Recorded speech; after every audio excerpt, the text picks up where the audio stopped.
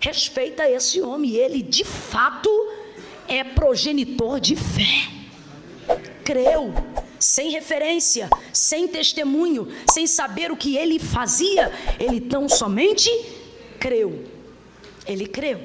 Quando o Senhor apareceu a ele, o Senhor lhe fez uma promessa.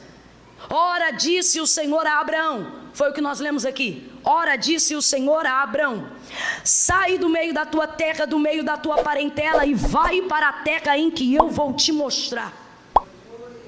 E farei de ti uma grande nação, e tu serás uma bênção. Aleluia.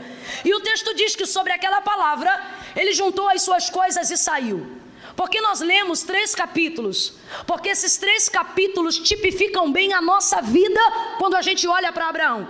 Abraão vai conhecer o Deus do antes, o Deus do durante e o Deus do depois. Só para ver se você está ligado. No capítulo 12 ele é o Deus do... No 17 ele é o Deus do... E no capítulo 21 ele é o Deus do... Nós vamos ver a revelação de um Deus que não deixa. Nós vamos ver a revelação de um Deus que é responsável para chamar, começar, ir com você e não te deixar depois que acaba. Essa é a manifestação do Senhor em Abraão. Agora veja, você não pode acreditar que esta aliança Deus fez só com Abraão, porque quando ele apareceu a Abraão, ele fez essa promessa, completa para mim, ele fez quando ele apareceu a Abraão, ele fez essa promessa. A promessa que ele entregou a Abraão era tão grande, tão grande, tão grande, que a casa de Abraão não era o suficiente para conter essa promessa. Então ele disse: em ti serão benditas todas as famílias. Ele falou somente as famílias hebreias? Ele falou somente as famílias judaicas? Não, ele disse todas as famílias. Ele estava generalizando a família. Ele estava falando de mim, ele estava falando de você, ele estava falando da família de Conceição de Jacareí, ele estava falando das famílias de Angra dos Reis, ele estava falando das famílias do Rio de Janeiro, do Brasil e do mundo. Ele englobou todo mundo porque a promessa era muito grande. A promessa era muito grande. Irmã Camila, o que isso tem a ver com a minha vida? Você é portador de uma promessa maior do que você. Aleluia. Você é portador de uma promessa maior do que você, e o fato de não ter estado lá para ouvir o que foi dito não te exclui de viver o que Deus está para cumprir nestes dias. Oh, aleluia! Quando o Senhor aparece a Abraão, aqui nós vamos ver a revelação do Deus do antes. Que Deus é esse? O Deus que se revela antes mesmo de falar para a gente o que vai fazer. Você talvez ainda não tenha conhecimento pleno de quem é Deus, mas o Senhor já tem conhecimento pleno de quem é você. Lembra quando ele apareceu a Jeremias? Ele disse: antes que te formasse no ventre eu te conheci. O Senhor está dizendo: eu sou o Deus do antes. Eu vou falar de novo e daqui a pouco você vai entender isso muito melhor. O Senhor está dizendo a alguém aqui nessa noite: eu sou o Deus do antes. Eu sou o Deus de antes do teu pai, eu sou o Deus de antes da tua mãe, eu sou o Deus de antes você saber que eu sou, eu já era. Eu sou o Deus de antes de você me adorar, eu sou o Deus de antes você saber para que você foi chamado. Eu sou o Deus que já traçava um futuro para você, antes de você saber se ia dar certo ou não, se era o que você queria ou não. Irmã Camila veio pregar a doutrina da predestinação, não porque eu não creio, vim pregar a doutrina do Deus fiel, do Deus paterno, do Deus criador do céu e da terra, que conhece os seus filhos e que os chama antes deles terem consciência desse chamado. Então o que Deus está dizendo? Deus está se responsabilizando, e o que ele está dizendo para Abraão é: Abraão, vai dar certo. E por que vai dar certo? Porque eu já tracei esse plano antes. Antes de você me conhecer, antes de você entender, antes de você crer, este plano já estava traçado para você. Então quando o Senhor aparece a Abraão, o que ele está falando, o que ele está propondo a Abraão é o seguinte: você está disposto a seguir o plano?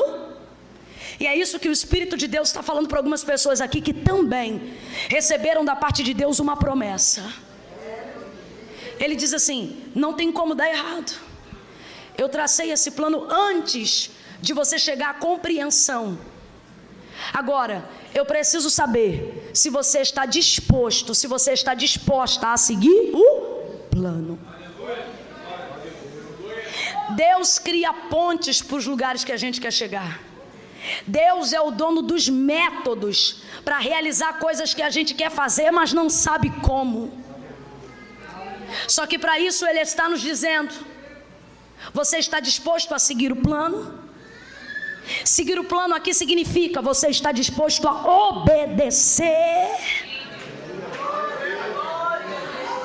Deus não pediu a Abraão um carro, Deus não pediu a Abraão uma casa, Deus não pediu a Abraão nenhuma oferta de sacrifício até então. Tudo que o Senhor havia pedido a Abraão desde o dia em que chamou, para que ele fosse bendito em todas as nações, para que todas as nações e famílias fossem benditas por causa da bênção de Deus sobre a vida dele. Tudo que Deus estava exigindo de Abraão era apenas uma coisa: obediência. Obediência. A primeira palavra de Deus em direção a Abraão foi uma palavra de ordem. Completa para mim, uma palavra de ordem. Por que Deus faz isso? Porque Deus não vai te confiar uma palavra de bênção se Ele vê que você não tem capacidade de obedecer. Deus não disse: farei de ti uma grande nação. Deus disse: sai da tua terra. Deus não disse: vou eu te dar vitória. Deus disse: sai do meio da tua parentela. A primeira palavra de Deus em direção a Abraão foi uma palavra de ordem. Por quê? Deus vai avaliar nossa capacidade de obediência para saber se nós temos condições de receber aquilo que Ele quer nos dar. Então, primeiro a ordenança: sai, sai e vai.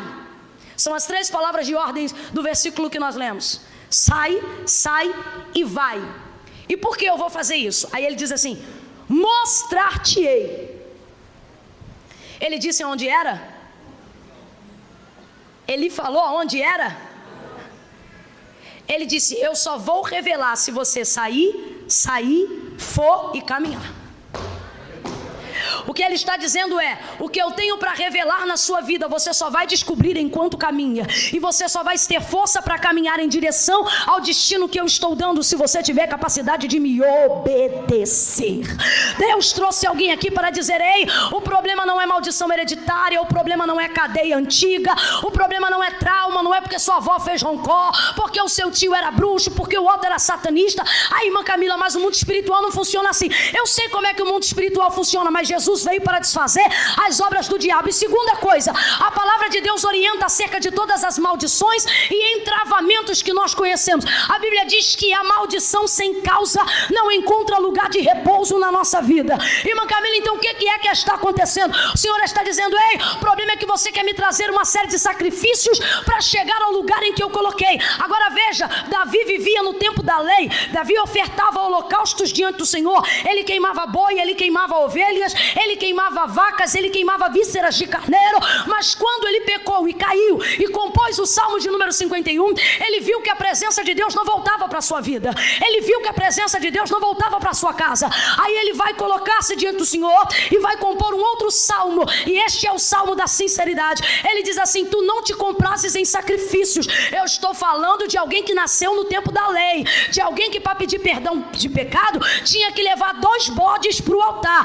Este vai abrir a boca e vai dizer assim: tu não te comprases em sacrifícios, porque se tu te comprasses em sacrifícios, holocaustos eu te daria. Só que ele já deu e não teve resultado. Aí ele diz assim: mas os corações quebrantados e o espírito reto, esses eu sei que são louvor e adoração ao teu nome. Sabe o que ele está dizendo? Senhor, eu sacrifiquei até aqui, mas o meu espírito não foi coerente com a minha oferta. Então agora eu quero me quebrantar diante de ti. Recebe o meu espírito, recebe o meu quebrantamento. Por quê, irmã Camila? Porque com o passar do tempo é tanta campanha gospel, é tanta simpatia gospel, é tanto urubuzada gospel, que a gente começa a colocar isso em prioridade, achando que o nosso relacionamento com Deus tem que estar baseado nas ofertas que a gente entrega, tem que estar baseado nas campanhas que a gente faz. Quantos jejum para botar Deus na parede? Teu jejum não bota Deus na parede, teu jejum te capacita a esperar, mas não obriga Deus a fazer uma coisa que não está no tempo dele fazer. Quantas vezes o nosso comportamento com Deus é um comportamento de barganha? Porque a teologia triunfalista do século 21 está nos instruindo a adorar a Deus nessa maneira: oferta e sacrifício, é cabelo crescido, é barba comprida. Irmã Camila, você é contra os votos? De maneira nenhuma, mas voto nenhum vai substituir um comportamento de obediência.